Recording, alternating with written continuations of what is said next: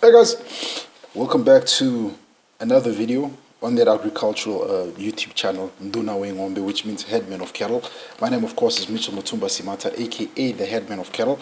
So today I want to speak on biosecurity in chicken farming, in poultry farming, particularly chickens in this case.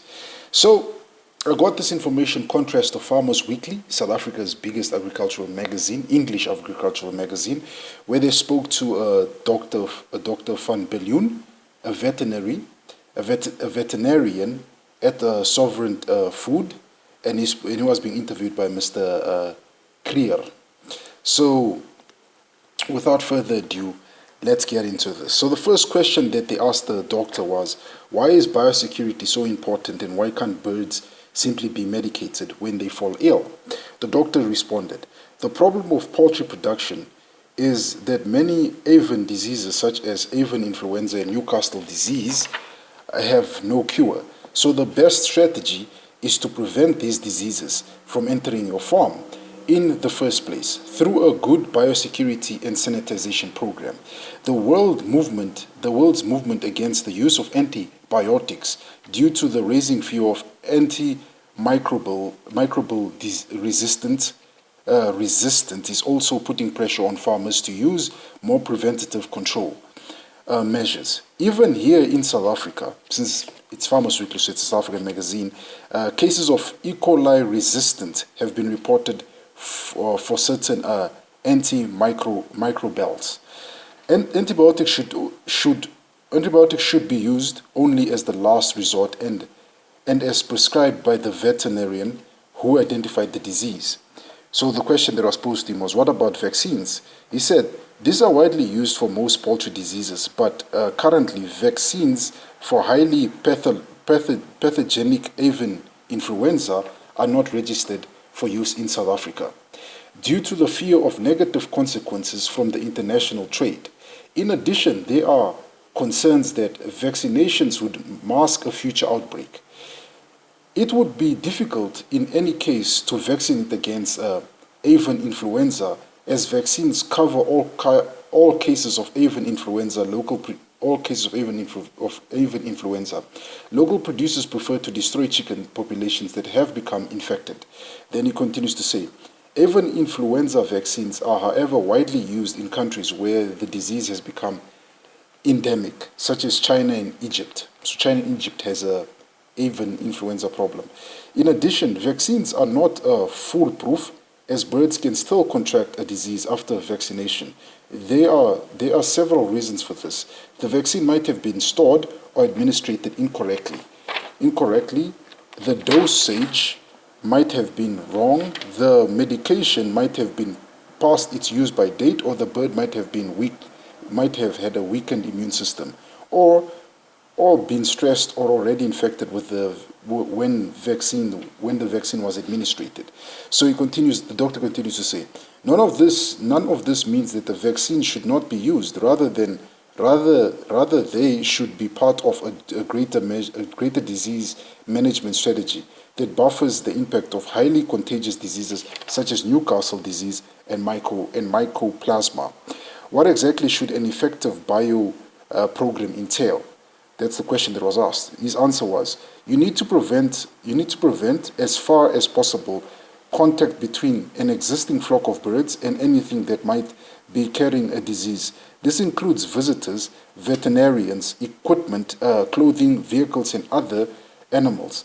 The ideal is to enclose the production area with an electric fence and establish an office where all visitors and staff must report and through which they pass to enter the farm. In this building, there should be a shower where people might be sanitized before entering the production premises. This would be a walk-through design with the sanitized area on the inside. All clothing should be left outside, and visitors should be supplied with farm clothing on the clean side, which is now the disease-free area on the farm side. The clothing should be washed, tumble dried, and should have no contact with any possible threats. Any equipment brought along with visitors, including spectacles, which are your glasses, cell phones, should be sanitized before entering the farm. Staff should only wear clothing provided inside the production area. This is particularly important in the case of gumboots, as these have soles with folds that easily trap pathogens. If an employee has, for example, inadvertently stepped in droppings from a wild bird carrying an avian disease, merely stepping in a foot bath may not be sufficient to prevent the outbreak of the disease in the production area. The feed trucks present a major risks as they often drive from one farm to another farm. The best solution is for the truck to offload the feed outside the farm, but unfortunately, many farms are not geared for this. He says, wheels and wheel wells and mud flaps should be sanitized before these vehicles are driven onto the farm, onto the premises, and the feed transport drivers should preferably remain in the truck. No unnecessary vehicle should be allowed on the farm. He goes on to say, in the same way visits by the veterinarian and the technical representatives should be limited, as these people usually visit many farms during the course of their work and often have contact with diseased animals. He continues to say, showering should minimize the risk, but these visitors should, for example, be carrying a threat such as mycoplasma in their nostrils and sneeze the disease into the production area. So the doctor continued to say,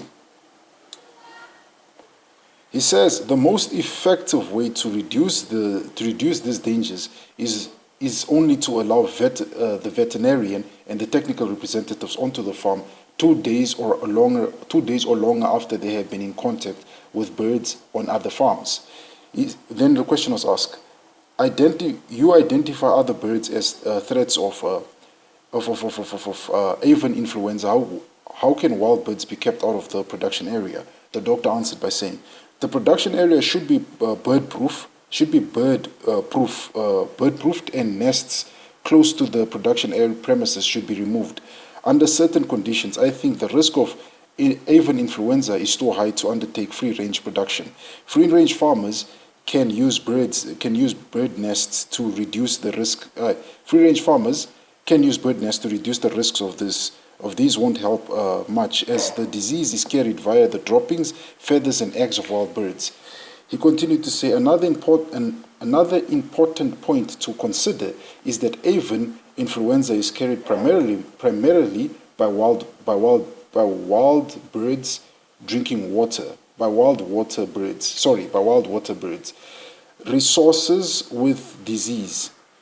By wild water birds, which can also contaminate water resources with disease. Wild water birds which can contaminate water resources with disease. He continued to say, the production area should therefore preferably be situated far away from streams and open dams. Drinking water from the streams and open dams should be chlorinated to reduce disease risks.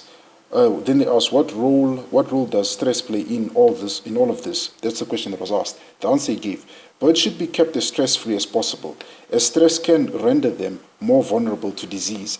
I suspect that many flocks end up with E. coli problems in winter because of poor ventilation and temperature control. Would keeping indigenous birds help reduce the risk? That's the question that was asked. The answer he gave was, financially, it makes more sense to keep commercial breeds of chicken.